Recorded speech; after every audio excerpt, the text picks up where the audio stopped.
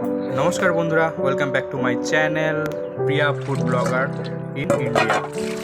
পাবদা মাছটাকে ভালো করে ধুয়ে নেব।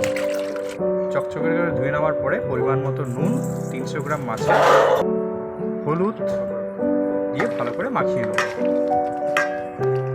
মাখানোর পরে পেঁয়াজ ছোট ছোট করে কেটে নেব। কাটার পরে জিরা বাটা,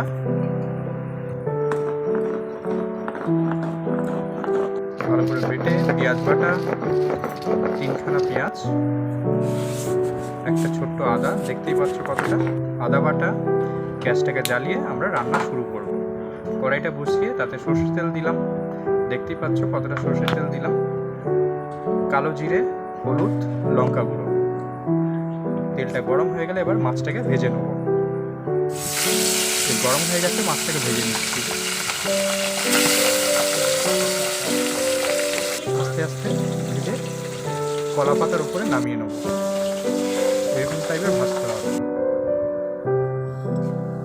কালো জিরে, ওই তেলের মধ্যেই কালো জিরে দিয়ে একটু নাড়িয়ে তাতে পেঁয়াজ বাটা, আদা বাটা, জিরে বাটা 3টে দিয়ে দিলাম, দিয়ে নাড়িয়ে নেবো ভালো করে। পরিমাণ মতো নুন দেব। শিলে যেহেতু বাটা হয়েছিল, বাটা মশলাটা সব থেকে বেশি ভালো লাগে এই রান্নাতে, তাই জন্য প্রত্যেকটা বাটা হয়েছে। হলুদ গুঁড়ো, লঙ্কা গুঁড়ো দিয়ে দিলাম। পরিমাণ মতো নুন দিয়ে দেবো।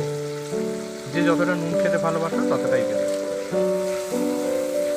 ঝালও যে যতটা ভালোবাসো ঝালও দেবে। কালারটা দেখো কি সুন্দর হয়ে গেছে। এইটাকে ভালো করে নাড়িয়ে নাড়িয়ে নাড়িয়ে নাড়িয়ে মশলাটাকে পাকাবো। ঠিক মশলাটা রেডি হয়ে গেছে, দেখো কত সুন্দর। এতে জল ঢেলে দেবো। এই যে জলটা শিলনোড়ায় যে বেটেছিলাম, সেই বাটার যে জলগুলো সেগুলো ছেঁকে নিয়েছি একটা ছোট্ট গামলায়।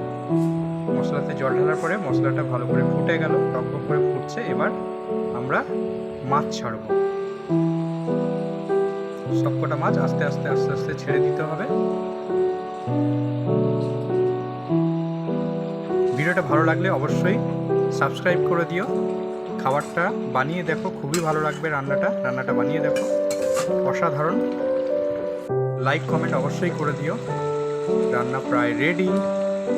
এবার পরিবেশন করার পর কেমন রান্না সুন্দর লাগছে। প্লিজ সবাই আমার ওয়াইফের চ্যানেলটাকে সাবস্ক্রাইব করে দিও। আবার বললাম, ও ভালো বলতে পারো না, তাই আমি বলে দিই।